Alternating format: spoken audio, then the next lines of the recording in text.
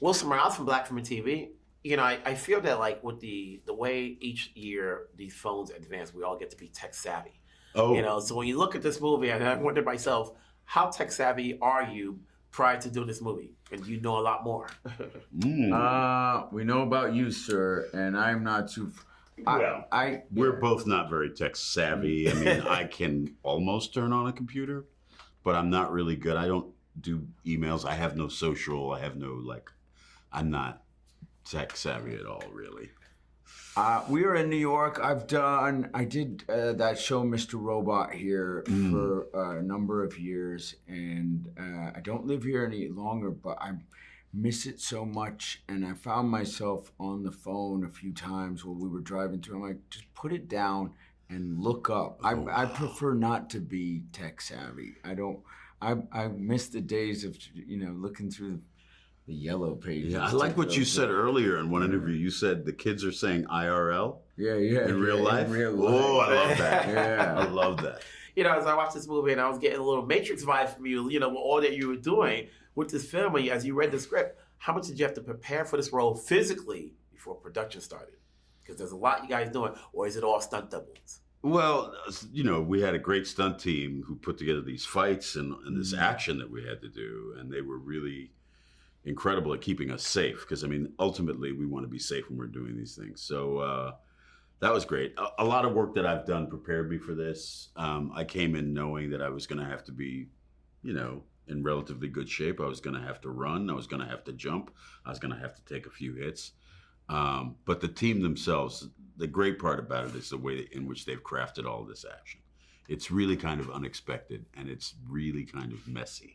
Yeah. Which I like. Yeah. How about yourself? Do you try to limit? Do you try to do as much as you can before the team says, "Okay, that's where the stunt team comes in"? Yeah.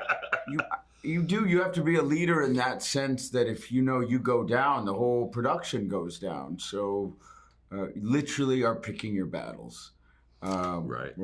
I'm like, can I, if there's enough of pad kit there, am I gonna allow my body to get thrown over that desk? And is someone gonna twist my arm to the point where it could get broken?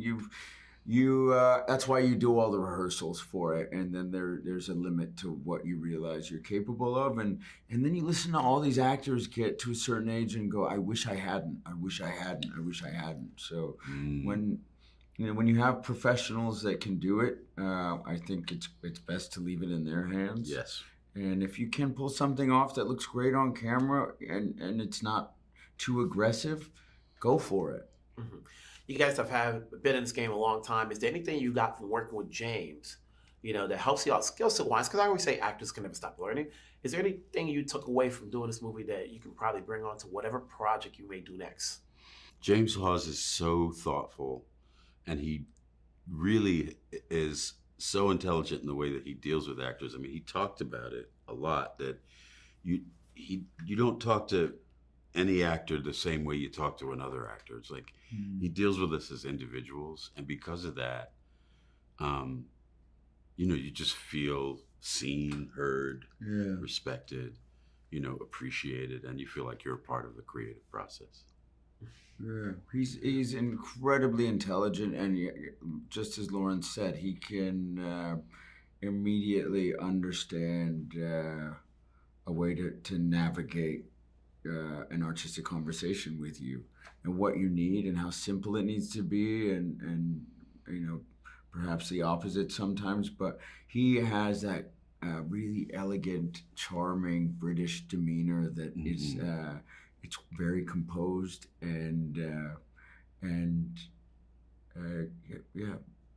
there's a brevity to the intelligence, but he also interrogates things in a way that is so useful from the script early iterations, to make sure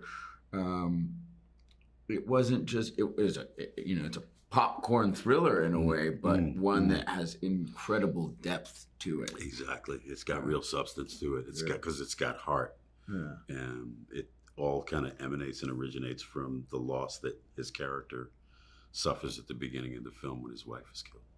Hey, keyword is popcorn thriller. You guys did a good job. Hopefully if there's a success as we want to be, we can get a follow-up. So congrats again. Thank And you. You guys have a good shorthand.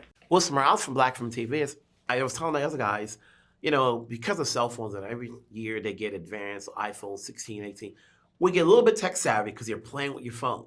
Coming into this, obviously with your character, how tech savvy are you in real life? I'm so not.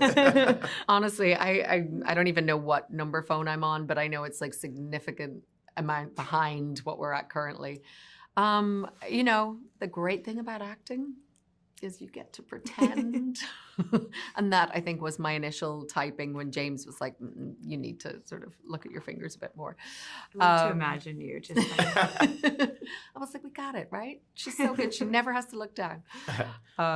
It was fun, though. I think it's always fun to sort of step into the unknown with yourself. I always say, though, whenever anyone takes on a role, is there anything you want to add outside what the script called for? Well, it feels key, I think, to interrogate the script for yourself, to build out a character, to think about where they came from and how they arrived at whatever it is that you're seeing on screen. It adds a lot of depth, sort of regardless of how much real estate you have in a film to build it out. And it makes everything feel so much more specific. I'm really inspired by actors who can sometimes, John Bernthal is one of those, who can just do such unexpected things with certain lines or pieces, but it feels so grounded because it's clear that it's a part of the character he's built. Yeah.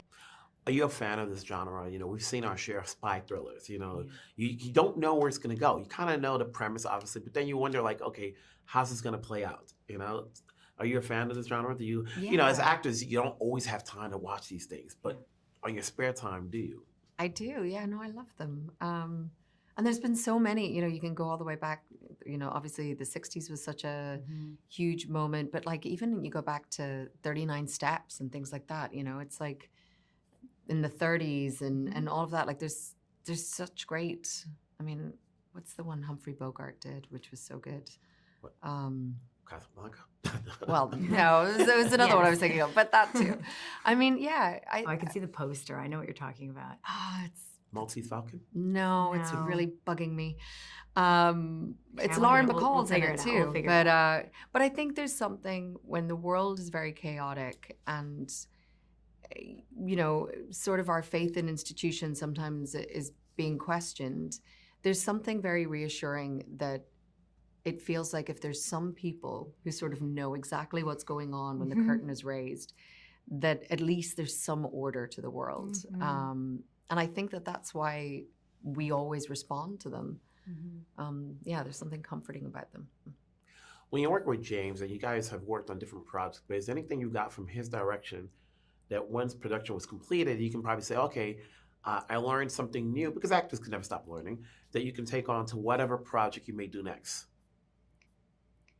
James is a really generous director. He has such a clear vision and he's such a calm, cool, and collected leader.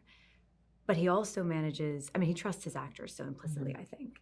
And at first, as somebody who really thrives on direction, I think that can be intimidating. But actually, the faith in somebody who has their hands on every single dial, I think is something that I'd like to take that reminder with me, I think, that you can make that space for yourself and sort of fall into the hands of somebody that capable. Yeah.